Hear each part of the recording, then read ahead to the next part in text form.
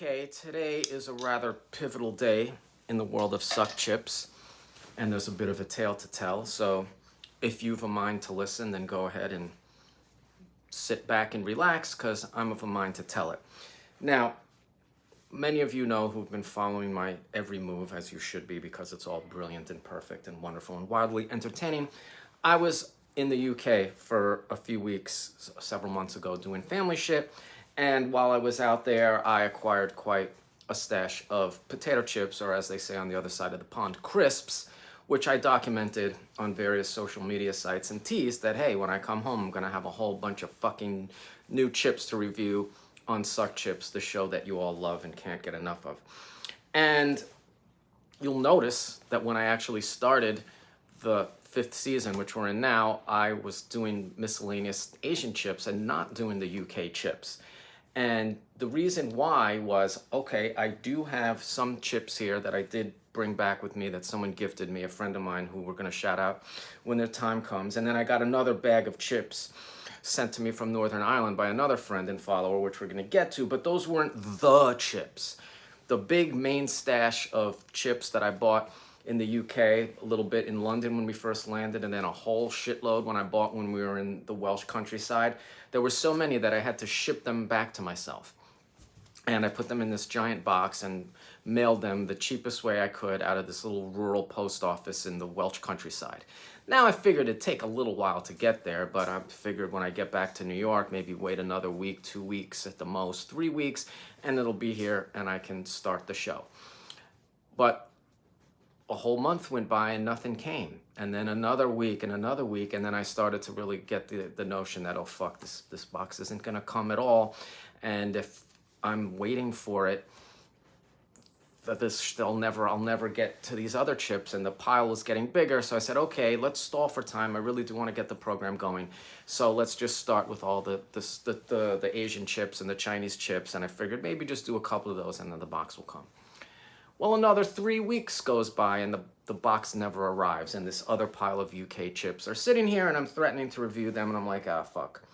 I guess I'm just gonna have to accept the fact that the box is gone. It's not coming. And I do remember I fucked the address up a little bit, my own address. I got it wrong. It might have been seized at customs. Something might have happened. I don't know what the laws are for shipping foodstuffs. It's gone. I have to live with it. It's gone. It's disappointing, but I have to live with it.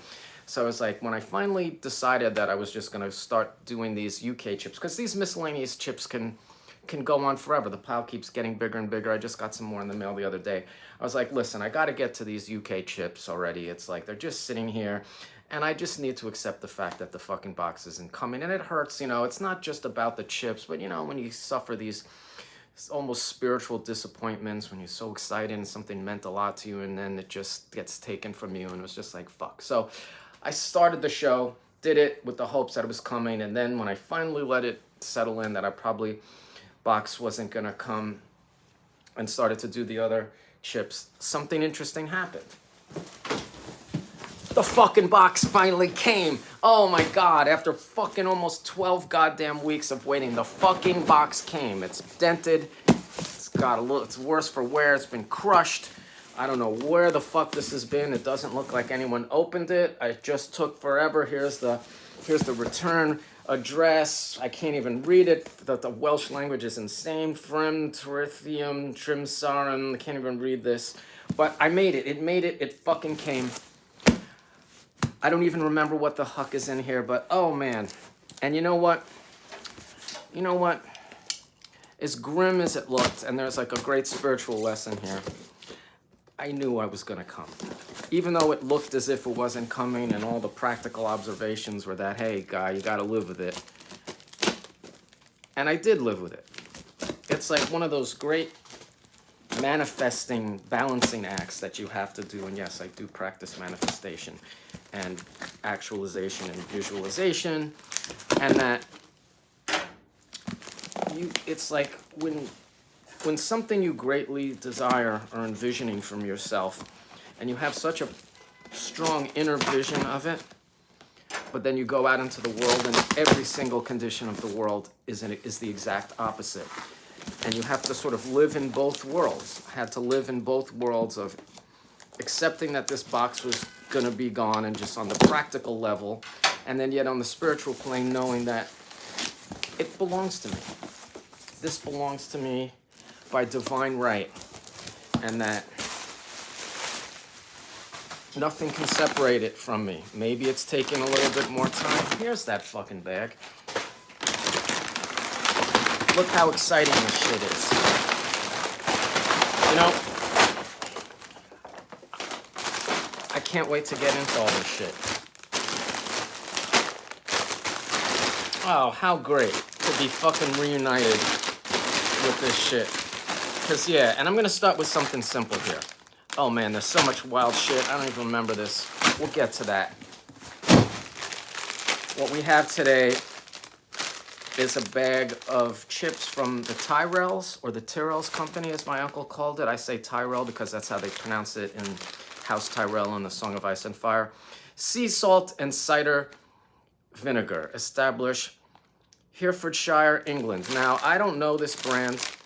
My understanding is this is something a little newer, and it's kind of positioned itself to be kind of artisanal in a way, but also very British. You see on the front, they have this sort of beclad fellow in tweed drinking champagne. He looks as if he could be, this is like they use all these old vintage like photographs to like really sell the Britishness of it. And he looks like he could be a colleague of like J.R. Tolkien and C.S. Lewis when they had their little Inklings Club and they used to smoke pipes and drink and read each other's books to each other. So it's a cute bag. Now, it's not a fascinating flavor, but for all the salt and vinegar chips that I've ever had in my life, and I've had a few, we've never had one made with cider vinegar. Now, I'm picking this one first because it's the simplest one, but the ones, there's some exotic shit in the box, but we got to start somewhere, and this is just very English, so I'm going to start with this. And I will say, you know, all that time when I knew I had to, I knew this box was coming. I mean, I had to live on the practical realm and hold two things in my mind. Flimsy-ass bag that I have faith that it's coming, and I also have to live with it not being here. How do you do that spiritually? The dissonance between your vision and the reality. And you've got to walk in that space. You're almost like walking on this like invisible bridge from where you are to where you want to be. But I've had this kind of shit happen to me before. These are very subtly flavored. It's like a kettle style chip. Vinegar's there. Pay attention, rambling asshole.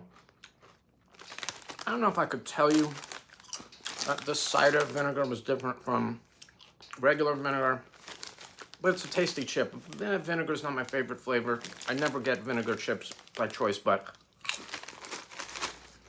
right. But no, man. I've lost things, meaningless things, but there's been occasions in my life where something that was very, very important to me was stolen or went missing, and I always got it back. One example, beloved bicycle of mine, the Schwinn BMX bike, and Schwinn doesn't really make BMX bikes, so it's kind of a rare bike. I had for years, silver bike. Rode it everywhere, fucking loved it. Locked it up one day at the fucking ferry terminal.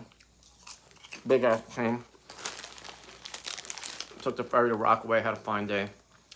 Came back and it was gone. Someone clipped the chain. The bike was gone in 2017.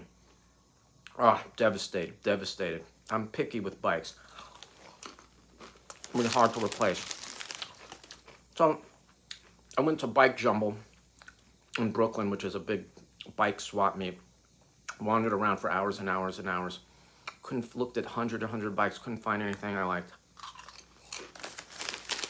And then tucked away behind this tree, this little pink BMX bike, same size, similar style to the bike I lost, but it was fucking pink.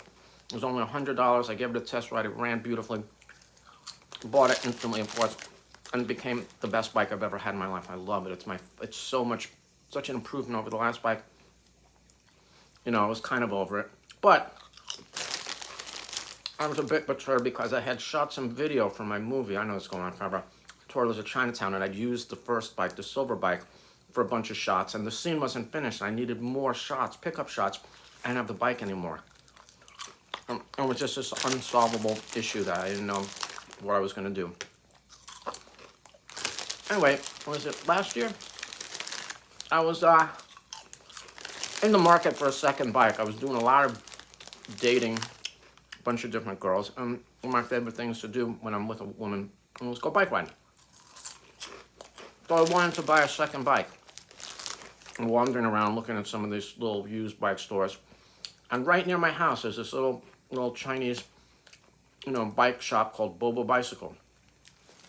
And there in the front, I see the same type of bike that got stolen from me all that years ago. The same models, like the silver Schwinn BMX bike.